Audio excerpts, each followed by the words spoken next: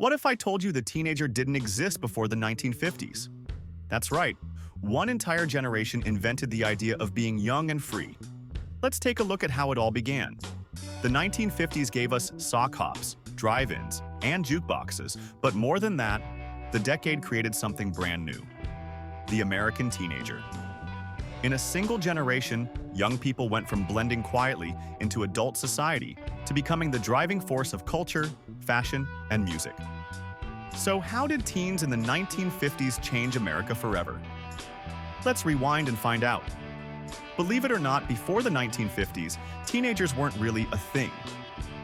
For much of history, young people were expected to step directly into adulthood working on farms, in factories, or joining the family trade. But after World War II, everything changed.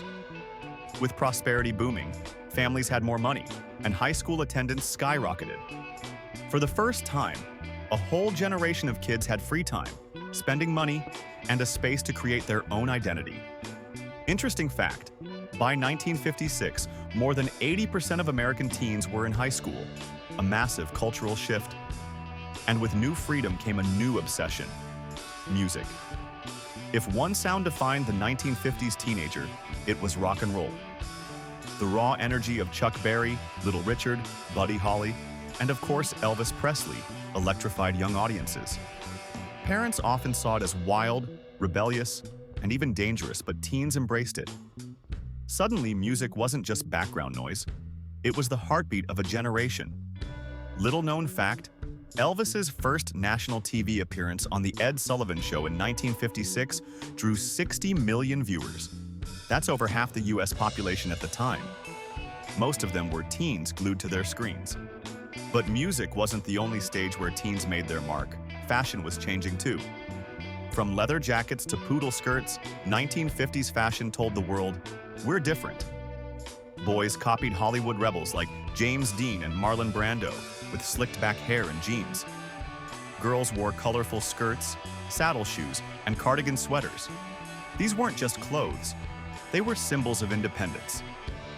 Teens weren't dressing like their parents anymore. They were creating a style that belonged to them.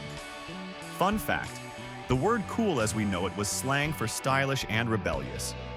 It spread widely thanks to 1950s teen culture. And while the teens looked cool, what they really wanted was a place to be together. For 1950s, teens' freedom was found on four wheels.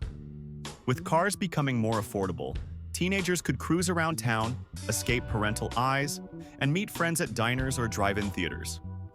These places became cultural landmarks with the jukebox humming, burgers sizzling, neon lights glowing. Dating rituals also shifted, with going steady becoming the new standard. Did you know that by the late 1950s, nearly 75% of American families owned at least one car, fueling teen independence and weekend fun? And this brand new lifestyle didn't just stay local, it became big business. By the late 1950s, teens were calling the shots at the cash register. Advertisers quickly realized teens weren't just kids, they were customers. From Coca-Cola ads to record promotions, companies poured millions into capturing their dollars. Teen magazines exploded in popularity. Hollywood made films just for them, and Madison Avenue declared the rise of the teen market. Here's an interesting fact. By 1958, teens were spending over $10 billion a year on clothes, music, cars, and fun. That's nearly $100 billion in today's money. And with all this buying power came something even bigger: influence. The 1950s. Teen didn't just live in America, they shaped it. From pushing rock and roll into the mainstream to redefining dating, fashion, and consumer culture, teenagers created a youth identity that the world had never seen before. They made being young something to celebrate, not just a stage to pass through. This was the beginning of youth culture as we know it today. So, how did teenagers change America in the 1950s?